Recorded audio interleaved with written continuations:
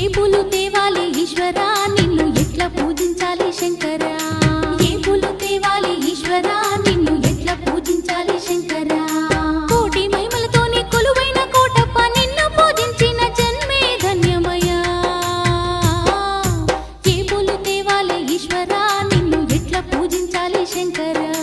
ఏ పూలు తేవాలి ఈశ్వరా నిన్ను ఎట్లా పూజించాలి శంకరా